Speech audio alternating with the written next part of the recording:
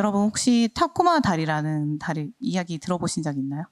그 한 1940년쯤에 이제 미국 워싱턴주에 세워졌던 당시 이제 그 최신 기술을 다 집약했던 그런 다리였습니다. 그래서 많은 사람들의 이제 기대 속에 이렇게 개통이 되었는데 그 놀랍게도 이제 불과 4개월 만에 붕괴가 되고 말았는데요. 그 영상을 조금 함께 보여줄게요. 옛날 영상밖에 없어가지고. Tacoma Bridge, Washington, opened only a few months ago, was built at a cost of over $6 million. But misfortune overtakes the great structure. These are some of the most amazing pictures ever recorded by a newsreel. 다리가 잘 The actual collapse of the 지어졌는데 지금 world's third 저렇게 흔들리기 largest suspension 시작했어요. bridge.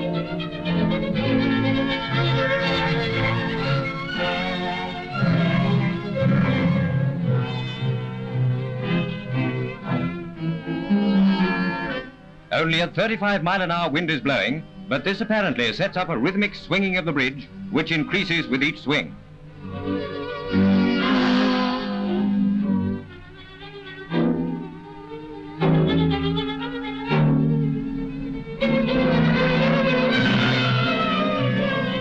Finally, the swinging road and the suspension cables give way and plunge into the water below. Fortunately, the only casualties were a car stalled on the bridge and a dog. 네, 이제 다리가 무너졌는데요. 꺼주셔도 괜찮을 것 같아요. 여러분 저 다리 출렁다리로 만든 거 아니에요, 저거? 저 출렁다리가 아니었고 진짜 교각처럼 이렇게 만든 다리였는데 진짜 말도 안 되게 심하게 흔들리다가 이제 결국 무너져 내렸습니다. 근데 이게 도대체 무슨 일이 있었을까 이게? 근데 그때 봤을 때도 태풍이 왔던 것도 아니야. 뭐 지진이 있었던 것도 아니고 이 다리를 그 무너뜨린 진짜 원인은 다름 아닌 이 작은 진동의 반복이었습니다. 이제 겉보기에는 좀 뭐 아무 일도 아닌 것 같고 되게 약했던 그 산들 바람이 있었는데 그게 끊임없이 이제 진동을 일으켜서 그 미세한 진동이 점차 축적되면서 결국 다리가 스스로 무너져 내린 것입니다. 그래서 사실 우리의 인생도 이와 크게 다르지 않습니다. 우리가 이제 뭐 인생을 살다 보면 실패도 많이 하게 되는데 우리가 실패로 가면 뭐 원하는 직장을 얻지 못하거나 뭐 경제적 어려움을 겪는다거나 이런 걸 많이 떠올리게 되는데요. 하지만 우리가 진짜 실패는 사실 하나님과의 관계가 멀어지고 좀 하나님 없이 살아가는 것이라고 할 수 있습니다. 그래서 겉으로 보기에는 아무 문제가 없어 보일 수 있지만 그리고 사람들 눈에도 좀 성공인 것처럼 그런 인생인 것처럼 보일 수도 있습니다. 하지만 이 하나님 없이 걷는 인생이라면 이미 우리가 방향을 잃은 실패할 삶이라고도 할 수 있는 거죠. 근데 이 실패가 언제나 뭔가 큰 사건이나 위기에서 시작되는 것은 아닙니다. 오히려 이 정도는 괜찮나? 아니면 하나님 이해하지 않을까? 하는 작은 타협으로 인한 그 불순종이 반복되면서 결국 이 하나님과의 관계가 이 전체가 흔들리게 되는 것입니다. 그래서 오늘 본문 사사기 1장은 그 여호수아가 이제 죽고 나서 이스라엘 각 지파가 가나안 땅에 이제 어떻게 뿌리를 내렸는지 이제 보여주는 장면인데요. 이 겉보기에는 그들이 땅을 차지했기 때문에 정복에 성공한 것처럼 보이지만 사실 하나님의 시선에서는 이 불순종과 실패의 기록이었던 것입니다. 그래서 오늘 우리는 이 이스라엘이 어떤 이유로 이 불순종의 길로 걸어가게 되는 작은 타협을 하게 되었는지 그리고 그 실패를 좀 우리가 되풀이하지 않기 위해서는 우리는 어떤 선택을 해야 할지 좀 나눠보고자 합니다. 여러분 이 사사기 1장 전반부는 유다 지파를 중심으로 한 남부 지역 정복 이야기라고 하면 오늘 본문인 이 후반부는 요셉 지파를 중심으로 한 가나안 북부 지역을 어떻게 정복하였는지를 담고 있습니다. 그래서 22절을 보면 요셉이 베델을 치러 올라가며 하나님과 함께 하셨다는 말로 시작돼요. 이제 읽어보면 요셉 족속도 베델을 치러 올라가니 여호와께서 그와 함께 하셨더라. 이제 말하자면 유다 지파도 그랬지만 하나님께서 요셉 지파와도 함께 하셨고 이제 그들은 하나님의 이름으로 전쟁을 시작하였다는 거죠. 말하자면 요셉 지파가 이 전쟁을 이제 시작한 것이 단순히 자기들의 생각에서 나온 것이 아니었다는 겁니다. 하나님께서 주도하신 전쟁이었다는 것. 근데 좀 흥미로운 것은 이 요셉 지파의 전쟁 방식이 유다 지파와는 조금 다르다는 점입니다. 사사기 1장 4절을 보면 유다 지파의 전투에 대해서 이렇게 말하고 있어요. 유다가 올라가매 여호와께서 가나안 족속과 브리스 족속을 그들의 손에 넘겨주시니. 유다는 뭔가 하나님께 좀 직접적인 지시를 받고 그에 따라 움직이게 됩니다. 그리고 그 과정에서 하나님이 좀 개입하셨다. 주도하심이 좀 강조되고 있어요. 그런데 요셉 지파는 어떨까요? 하나님이 함께 하셨다고 시작은 똑같지만 그 이후에 정복 방식이 조금 다르게 흘러갑니다. 사사기 1장 23절과 24절 함께 읽도록 하겠습니다. 함께 읽을게요. 요셉 가문이 베델을 정탐하게 하였는데 그 성읍의 본 이름은 루스라. 정탐꾼들이 그 성읍에서 한 사람이 나오는 것을 보고 그에게 이르되 청하노니 이 성읍의 입구를 우리에게 보이라. 그리하면 우리가 내게 선대하리라 하매. 요셉 지파는 이 베델이라는 가나안 성읍을 정복하기 위해 정탐꾼을 보냅니다. 그 성의 원래 이름이 루스였어요.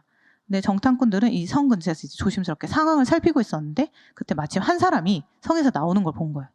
그래서 이제 그 사람에게 다가가서 이제 이 성에 어떻게 들어갈 수 있을지 우리에게 알려주면 우리가 너에게 은혜를 베풀겠다. 이렇게 말하는 거죠. 그래서 이제 그 사람이 그 요청을 받아들이고 요셉 지파는 그가 알려준 그 정보를 바탕으로 이제 베델을 정복하게 됩니다. 근데 여기까지 보면 사실 굉장히 전략적이고 지혜로워 보입니다. 굉장히 효율적이고 빠르게 승리를 거두는 방법처럼 보일 수 있는 거죠. 그런데 여러분, 이 정탐꾼이라는 말이 나왔을 때 우리 좀 떠오른 비슷한 사건이 있지 않나요? 더 유명한 그 여호수아 시대에 있던 여리고성 정탐 이야기입니다. 그때도 정탐꾼들이 이 여리고성을 살피러 들어갔고 그 과정에서 라합이라는 여인을 만나게 돼요. 그리고 그녀가 이제 정탐꾼들을 숨겨주고 이스라엘을 도와주는 거죠. 그리고 이스라엘이 이 여리고성을 정복한 이후에 약속대로 그녀와 그녀의 가족들을 살려주게 됩니다. 그래서 단순히 겉으로 보기에는 이 베델의 정복과 이 여리고성 정복이 매우 비슷해 보이기도 합니다. 근데 이 두 사건은 본질적으로 굉장히 중요한 차이점이 있어요. 여리고에서 라합은 단지 자기 목숨을 구하려고 했던 것은 아닙니다. 라합은 그 하나님의 능력을 믿었고 그 믿음으로 반응한 사람이었습니다. 여호수아 2장 11절에서 보면 라합의 고백이 나오는데요. 함께 읽겠습니다. 우리가 듣자 곧 마음이 녹았고 너희로 말미암아 사람이 정신을 잃었나니 너희의 하나님 여호와는 위로는 하늘에서도 아래로는 땅에서도 하나님이시니라. 라합이 단지 목숨만 건진 것이 아니라 이후에 이 이스라엘 공동체, 하나님을 자기 하나님으로 믿으면서 이 이스라엘 공동체 안에 들어와서 함께 살면서 라합은 하나님의 백성이 됩니다. 그런데 이 베델에서 요셉 지파를 도운 그 사람은 좀 달랐어요. 그는 좀 단순히 자기 목숨과 가족을 살리기 위해서 그 협상에 응했을 뿐이었습니다. 그래서 그는 하나님에 대한 어떤 믿음도 좀 회심도 없었던 거죠. 그래서 26절 말씀 함께 볼게요. 26절 말씀 보면 함께 읽겠습니다. 그 사람이 햇사람들의 땅에 가서 성읍을 건축하고 그것의 이름을 루스라 하였더니 오늘까지 그곳의 이름이 되니라. 그는 이제 그 요셉 지파를 도운 그 사람은 베델에서 이제 목숨을 건졌어요. 하지만 라합과 달리 하나님의 공동체에는 들어오지 않았던 거죠. 오히려 다른 지역에 가서 다시 루스라는 이름의 성읍을 세우고 그 우상을 섬기던 그 과거의 방식을 계속 이어간 것입니다. 근데 성경은 왜 굳이 그냥 쫓아냈다 이렇게 하면 될 텐데 왜 굳이 요셉 지파가 베델을 점령하는 이 정탐 과정을 이렇게 자세히 기록했을까요? 이것이 단지 있었던 일을 사실을 나열하는 것이 아닙니다. 이 장면은 요셉 지파가 하나님의 뜻을 따르지 않고 자기 생각을 앞세운 그 불순종의 장면이기 때문입니다. 처음에는 이제 여호와께서 함께 하셨다고 분명히 말했죠. 하지만 그 이후에는 그들은 단 한 번도 하나님께 그 뜻을 묻지 않았습니다. 그냥 자기 판단대로, 자기 방식대로 현실적이고 효과 있어 보이는 그런 방법들을 택한 것이죠. 아마 스스로 지혜롭다고 여긴 것인 것. 그래서 어떻게 보면 정탐이란 이것이 전략적이고 뭐 이방인과 협상도 하고 조건을 내걸고 이렇게 구원도 약속하고 이 모든 것들이 표면적으로는 사실 큰 문제가 없는 것들이었어요. 오히려 굉장히 실용적이고 똑똑해 보이는 그런 전략들일 수 있는 거죠. 하지만 사실 문제가 여기서 시작된 것입니다. 하나님의 명령보다 내 생각이 앞섰을 때 그 순간부터 그 순종이 멈추고 작은 타협들이 시작된 것이죠.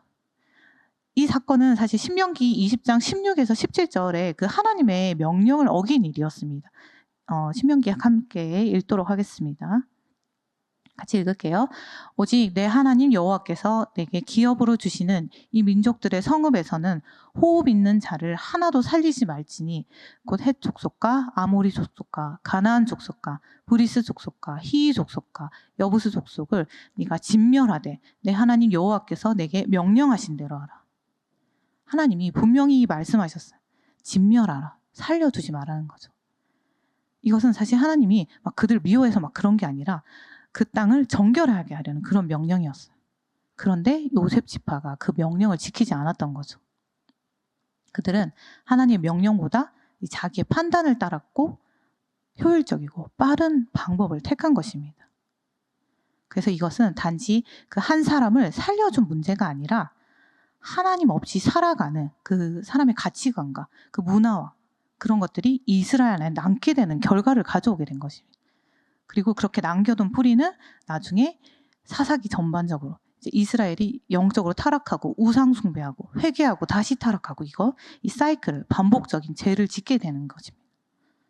그래서 오늘 요셉 지파 이 사건은 지금 당장은 실패처럼 보이지 않지만 오히려 아주 좀 뭔가 영리하고 유능하게 보이지만 하지만 하나님의 뜻 대신 내 생각을 앞세우는 순간 이 작은 불순종의 씨앗이 자라나서 나중에 결국에는 이 전체를 무너뜨리는 그런 열매가 되는 거죠.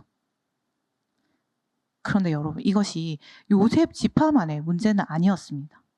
사사기 1장 이 후반으로 이어지는 27절부터 33절까지의 본문을 보면 다른 지파들 역시 이 동일한 실패를 반복하고 있음을 보여줍니다. 뒤에 나오는 므낫세, 에브라임, 스불론, 아셀, 납달리 이 5지파는 모두 하나님께서 이제 그들에게 이 분배하신 땅에서 가나안 족속을 완전히 쫓아내지 못했습니다. 그래서 지금 이 긴 27에서 33절 말씀 안에서 반복적으로 등장하는 3가지 중요한 표현이 있어요. 첫 번째는 쫓아내지 못하고, 두 번째는 가나안 족속이 그들 중에 거주하였더라. 세 번째는 그들을 노역하게 하였더라 말입니다. 이것은 단순히 이제 이 전쟁에서 부분적으로 뭔가 실패했음을 보여주는 것이 아니라 하나님 말씀 앞에서 타협하고 불순종했다는 그 기록들인 것입니다.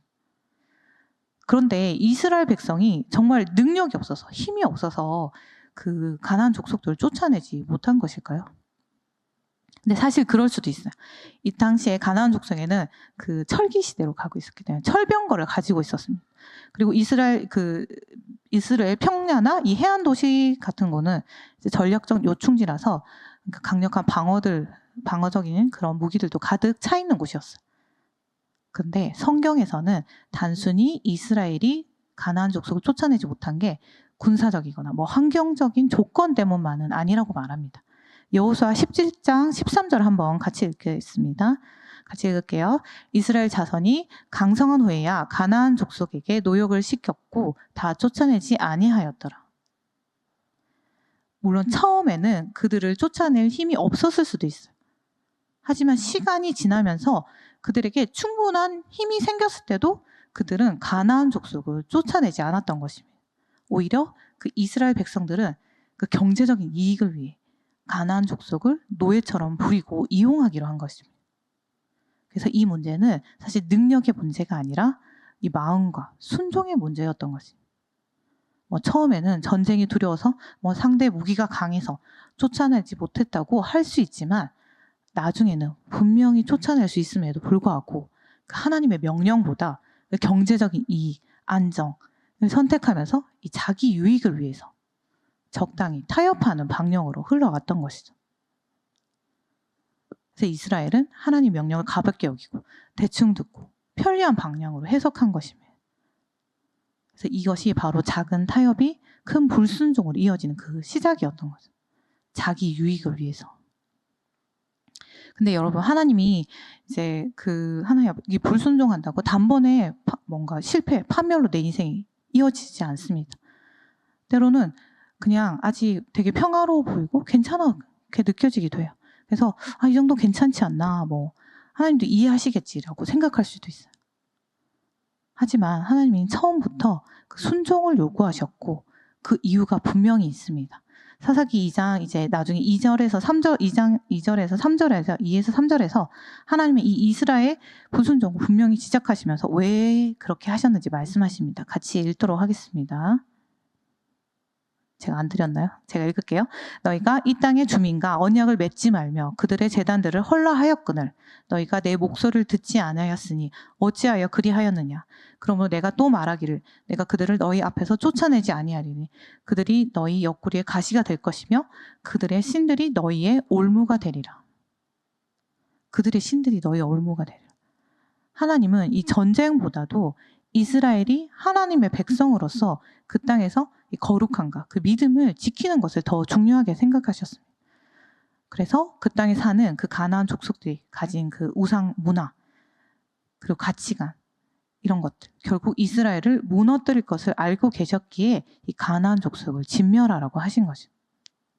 하지만 이스라엘은 이 정도는 괜찮겠지라고 생각하고 그런 작은 타협들이 어떻게 보면 자기들에게 굉장히 득이 된 그런 작은 타협들 결국 우상이 스며들고 자신들의 정체성을 잃게 되는 그런 결과로 이어지게 되는 거죠.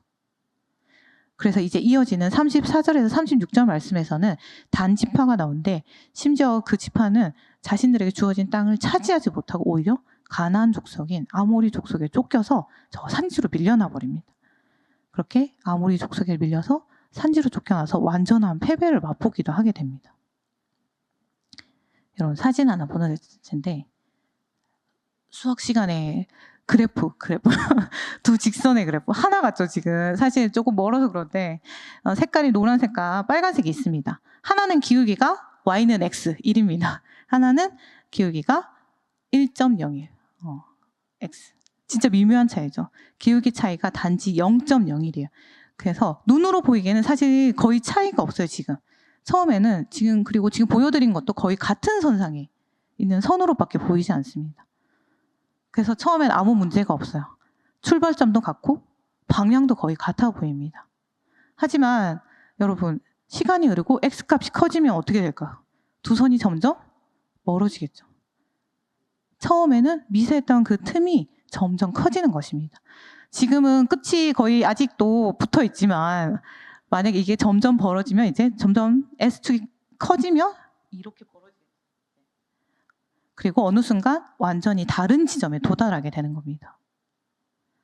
여러분 우리의 신앙도 이와 같습니다.